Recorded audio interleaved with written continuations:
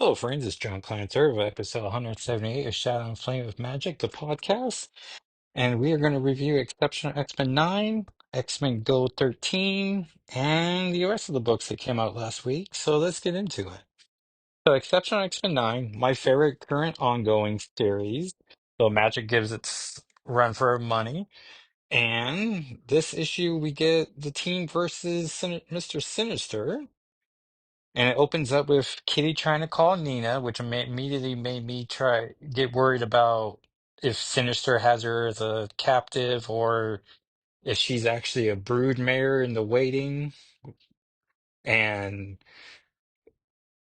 we get a fun moment between Melee and Bronze as they have to pick up Foxo, the fake Axo. And so they make a fun combination of their team name, like, oh, it's a team time for the Melee Bronze combo. Which then Melee makes a joke about like, oh, is that where I throw you hard at something? And like, no, no, no, that's the bronze Melee combo. We need the other one. He's like, oh, when I turn us both into ghosts, and then you carry something as well. And so then they're carrying that away. Kitty's trying to call them, but the phone just keeps ringing. And then they just bump into each other because I guess Chicago's a small town. But that was pretty fun. Um, we see everyone investigating the goo, and Iceman references the RLDS that Magneto's suffering through. And he explains how, if you're resurrected, which would be weird because I was hoping then like Emma and Kitty both express some concern, like, Kitty can say, like, hey, I died twice on Krakoa, so I'm susceptible. And I don't know how many times Emma died, but I feel like at least once, right? I know Magic definitely died during Judgment Day, so I'm not sure how many times she was brought back either. And then Kitty showing off her sweet detective skills that I can only imagine she got through Shield. And she recognizes Sheldon Xandos's initials are SX or SX. And it's like that bleep Mr. Sinister has Alex. And I'm like, man, she figured that out. And it's a great panel too, because she shares my exact thoughts whenever Sinister comes up. And so then Kitty puts her hair in a high pony as she's gonna start doing some hacking. And Melee's like, hacker Kitty. But I just love that she's in like the mode to like do some investigating. And um and then so they're going to locate Sinister's lab and then confront him, and Melee and Bronze want to come because they're good teammates, and Kitty's immediately like, no, you're not Child's, or she says, no, you can't go, this is a mission for the adults.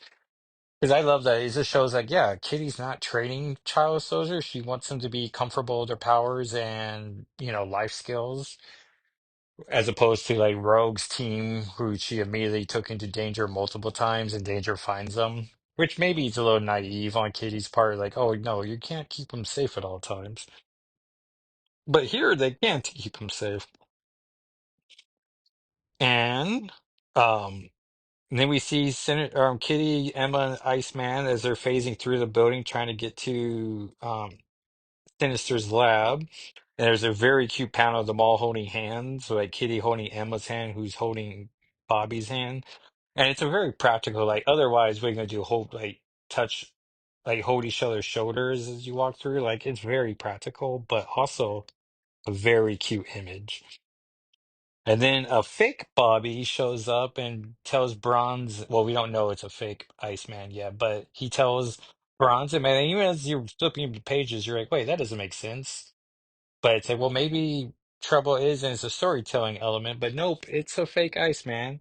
And we even get a little editor note saying it's from Iceman Volume 4, which I like Volume 3, but in terms of four Iceman solos, 3 and 4 are the way to go. They're both during the Gold era of the X-Men, or the second Gold era. And I think 3 was 10 issues, and then 4 was 4 issues. I guess there was Astonishing Iceman 2 during the Fall of X, but that's technically a different volume name. And And then they confront them. Kitty's not thrilled at the kids for Trick to go. And then Emma shuts Sinister's brain down, which, like instant victory. Great job. But before, oh yeah, and then like so she's trying to get Kitty, and they're trying to rescue Axel from the chair he's in, but they have to like focus up because Bronze and Melee are frozen solid, and so Kitty's torn between what to do, and Emma's like, Catherine, I need your help, and so that gets Kitty to focus up, and then they rescue Axel and they take out Sinister, but then Emma ends the issue, you know, going unconscious, and that's just, is she going to be in a coma? Because like the next couple issues imply that Emma like made a huge sacrifice. It's like, oh no, but it's also Emma loves a coma moment, so we have to see how that's going. But yeah, great issue. I'm excited to see where we go from there. And then we have X-Men Gold number Volume 2, Issue 13, which came out in December 2017. This is X-Men Gold. As we were trying to chip away at my back issues because they're just a giant stack. And you can follow along on my TikTok or YouTube channels at Jacko SIII. And this would have cost you $3.99. It's rated T plus. Uh, the cast is Kitty Pryde, Storm, Nightcrawler, Colossus, Prestige, Old Man Logan. Written by Mark Guggenheim, artist Mike Mayhew, colors Rain Barreto, letter VC's Corey Pettit. Genetically gifted and uncanny abilities, mutants are believed to be the next stage of human evolution. While the world hates and fears them, Kitty Pryde has reformed a team of mutant heroes known as the X-Men to use their powers for good and spread a positive image of mutant kind. Based in Central Park, Manhattan, the X-Men also operate the Xavier Institute for Mutant Education and Outreach, where mutants of all skills learn to handle their powers. Having outgrown the school, Kitty's former students, the time-traveling original five X-Men, now operate out of the island nation of Manipur under the secret tutelage of Magneto, which is an X-Men Blue. Because this is a crossover called Mojo Worldwide. Which I remember online being like, I don't like Mojo, thinking maybe there was like 100 Mojo stories I've never read, but actually there's only like 40 Mojo stories, and I've read like 30 of them, and it was like, oh yeah, they're not bad. But I was under an impression, which was like the reverse of Sinister, where I read a bulk of Sinister stories and don't care for them. I thought it was the same way Mojo was like, oh no, I read the bulk of them. There's not that many, and turns out they're pretty fun. Mojoverse, a really strange parallel dimension governed by the ratings and viewership. So not all that different from Hollywood. And Mojo's setting up he has a plan to do something big. There's an ad here for Inhumans, the television show, which would have been great if they just adapted the Paul Jenkins, Jay Lee Inhumans. Like you have one chance to do Inhumans and you don't just do the episodic 12 episodes for one episode a issue. But they chose not to do that. The Xavier Institute for Mutant Education Outreach, Central Park, and the X-Men are playing baseball. Actually, softball, I'm pretty sure. Kitty's an umpire, and we see the team, the X-Men Blue '05 are here. Nightcrawler is a catcher. Young Scott's up at bat. We see Jimmy Hudson from the Ultimate Universe and Old Man Logan trying to bond on the benches, the bleachers. And Rachel's, oh no, and the Teen Jeans is enjoying the baseball, appreciating Kitty's invite. And then they see like this upside down pyramid thing coming down, and then we see that they're everywhere. So Kitty comes up with a plan to split everyone up. Bloodstorm, Rachel and Scott, they're going to go on a mission. Proper Storm, Bobby, Logan, and Warren go to number two. And then Kurt, Hank, Peter, and Jimmy are going to the third pillar in Washington Square Park. So it's fun that she split up like she sees X-Men Gold and Blue together. And so Blue had the '05 and then also Alternate Logan or Ultimate Wolverine. And then Vampire Bloodstorm, who's also very young and who Teen Scott was trying to make out with. And so when adult Scott got those memories, he got those memories as well, which I imagine was interesting. But then everyone's trying to investigate what the pillars are. Are they hazardous? Are they not doing anything? Like they're impervious to punching, and then Jean's trying to um telepathically link with it, and when she does, now everyone's inside the pillars. Mm. And we see Kitty's team, and she's dressed up as Days of Future Past Kate, and then Teen Jean's in a Madeline Pryor Goblin Queen outfit, except it's a very modest one for the top where it's completely covered up. So good for her. Beast is just like a abominable snowman with horns coming out of his head. And I'm like, all right. And then Rachel is there in her hound outfit, and she's uncomfortable with not only the setting of the Days of Future Past, but also dressed as her hound, and she even has those facial tattoos coming up. And then Setno, oh wait, and then Rachel admits, not for me, not right now, to take out the Setno powered nanoswarm, see X-Men Gold. I had to push my powers further than I ever had before. In the process, I think I broke something. Ever since I've been getting these flashes of me back here, the future. I haven't even told Kurt yet. And then Wolverine is like, well, considering you psychically linked us all, I think you just did. And we see Kurt in the background just like, huh? So it's like, yeah, we'll talk about that later. And then we see a pair of Sentinels show up to attack them. We catch up to Mojo and Domo as we see all the teams, as well as some other greatest hits, as we see proper Madeline Pryor taking out Jean during Inferno with Goblin Prince Havoc. We see X-Men 150 team with Katie in her classic colorful roller skate outfit, and Scott and Wolverine and Kurt. We're seeing end of Avengers versus X-Men with a dead Xavier on the ground. The Brood. And then we see Mojo just addressing everyone, and that they're all in for a great show, ending the issue with because this is going to be uncanny. And that's just fun. There's a letters page with letters by Jim Silvervet from Toledo, Ohio. Danny, Anthony, and Chris Nicola sent a letter, and then Mark Guggenheim took the time to answer the letter, so that's fun. And then we get a three-page origin story. My name is Kitty Pryde. I'm a mutant. And these are the X-Men, Professor Charles Xavier's dream. Professor Xavier recruited genetically gifted people with uncanny abilities for his school. And so we see Kitty with the Brood Saga. We see her out with Colossus with Lockheed on her shoulder, who I love. Here we were trying to protect mankind.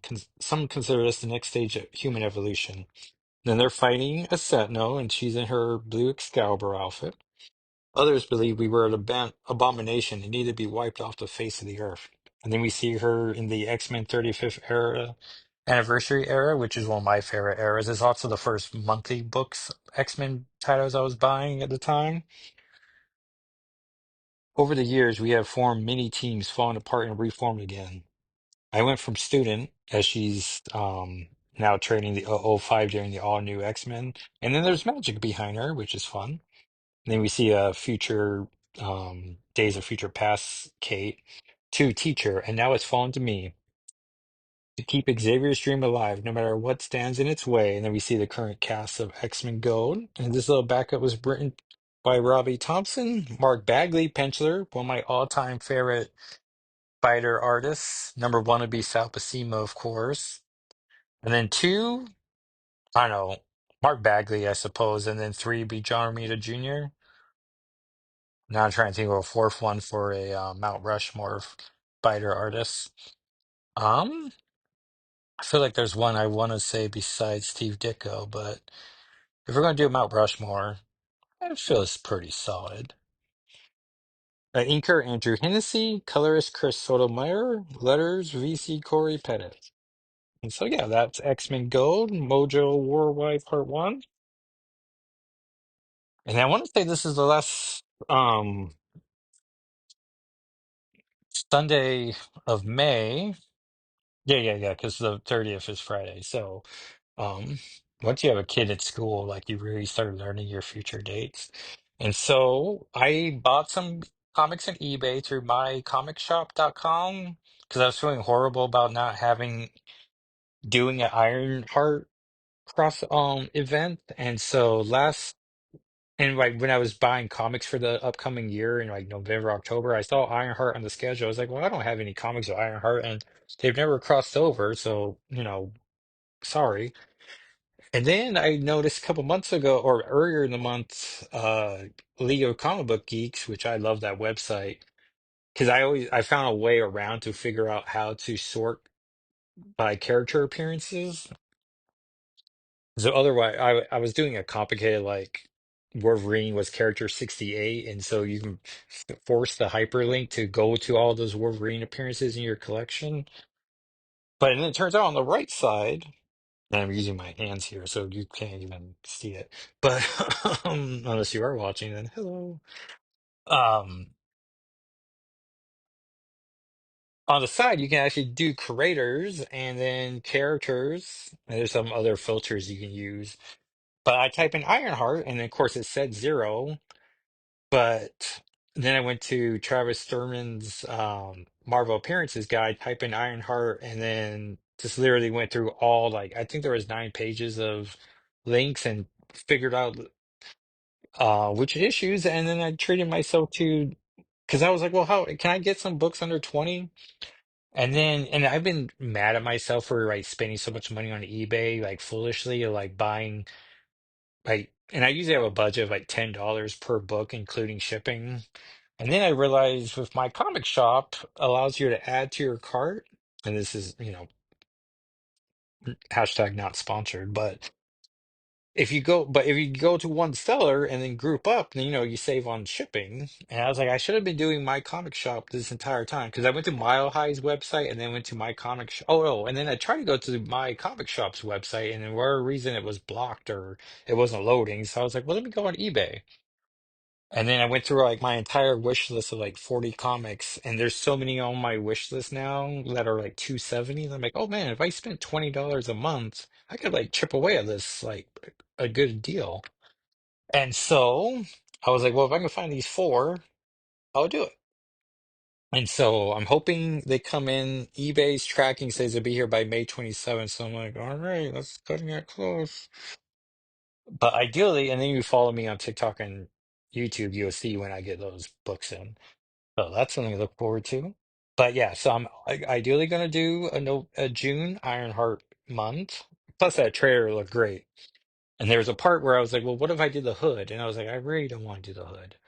So, well, I did see I had 4 issues, so I was like, I could easily do the hood.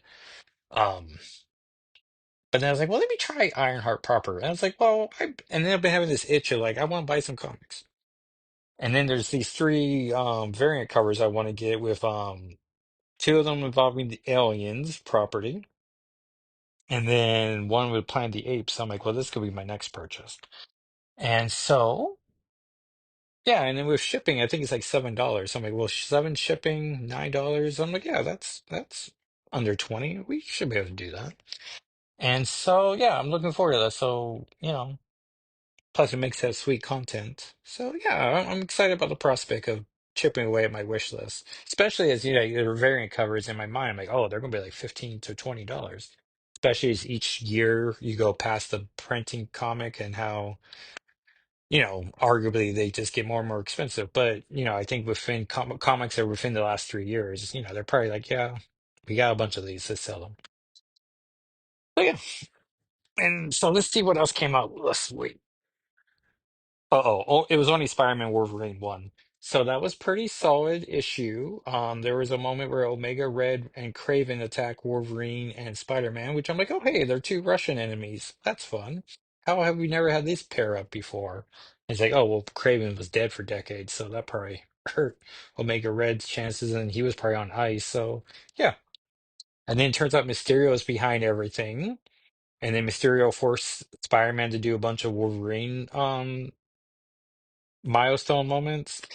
But I like how Wolverine having to do Spider-Man stories were like, oh yeah, I bet those were all feasible. Like an enemy of his killing a loved one, being buried alive. I forget one of the other ones, and I was just like, oh yeah, these. like these all happen to him. Whereas Spider-Man is like turned into Weapon Spider, and it's like, well, yeah, that never happened. So Spider-Man, of course, like snaps out of the illusion pretty quickly. Like this isn't me, and yeah, pretty solid issue.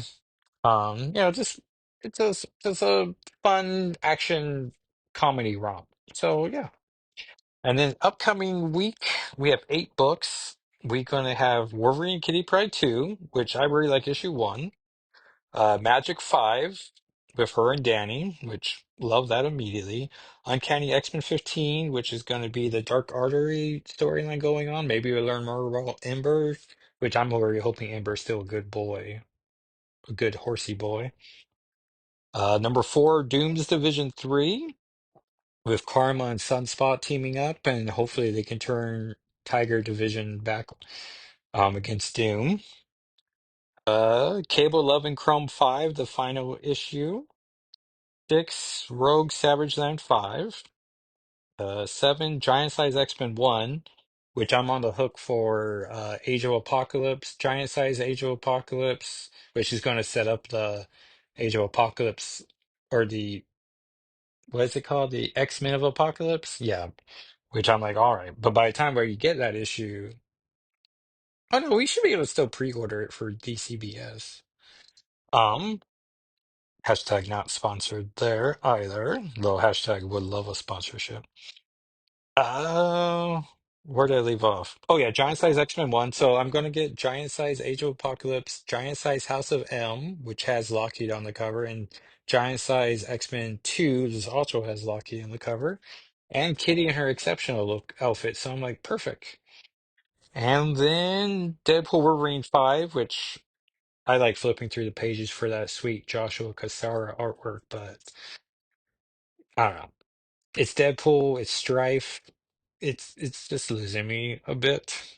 But yeah, so solid week, 8 books. So if you follow me on Blue Sky, I'm gonna have to split the 4 and 4. So I think there's a clear top 4 and a bottom 4. Um, yeah. So yeah, so look forward to that. So Magic Part be our headlining comic, or Wolverine and Kitty Pryde 2. Uh, I know it's a shame because this week 3 titles, because the other one was um Weapon X-Men 4 or 5, and I'm like, I give up on that. So like that title really just needs some ladies on the team. So even though it has Joe Casey and Chris Cross, and the first issue was pretty solid, but I don't know. I think I'm just not in the Deadpool headspace right now. So that was the episode. Thank you everyone for watching. If you I've been getting back into Fortnite with the Star Wars event, and Walker D, oh poor kid, he was doing Minecraft, and I don't know, like, I guess he just kept falling into lava, and so he was like, "Whoa, I don't want to play Minecraft." And it was a game we were playing together, and so I was like, "Well, why don't we go back to Fortnite?" And then I guess next season is going to be superhero theme, but like generic Fortnite superhero. But I'm like, all right, let's see how fun that is. Um, and I just haven't bought a battle pass since the Marvel one, so I'm like, well, maybe I won't buy it this time either. But if we can be customizable, that'd be nice. And so if I can turn someone into a new Kitty Pride, I would buy it immediately because I love me creating a Kitty Pride in whatever games I can create her in. But I got a ranked win, which maybe not the most exciting. No, I can tell you right now it's not an exciting video to watch, but I got a win, so in rank, so that feels pretty great. And thank you everyone for listening or watching on YouTube, and I will talk to you next time. All right, everyone, bye.